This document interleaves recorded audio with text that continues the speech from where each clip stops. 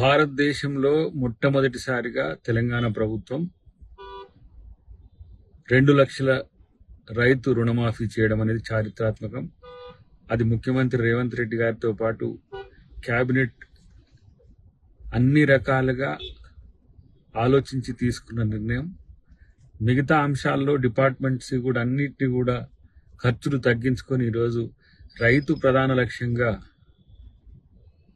ఈరోజు రైతు రుణమాఫీ చేయడం అనేది హర్షణీయం.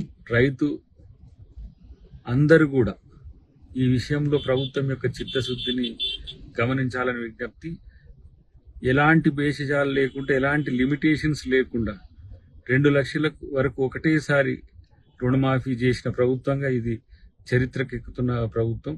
కాబట్టి భవిష్యత్తులో కూడా రైతుల యొక్క బాధల్ని, రైతుల యొక్క కష్టాలని ఈ ప్రభుత్వం, రైతు బిడ్డలుగా రేవంత్ రెడ్డి గారు కానీ అందరూ కానీ ఈరోజు మీకు ఎలాంటి కష్టం రాకుండా చేసే ప్రయత్నం ఈ ప్రభుత్వం తీసుకుంటుంది.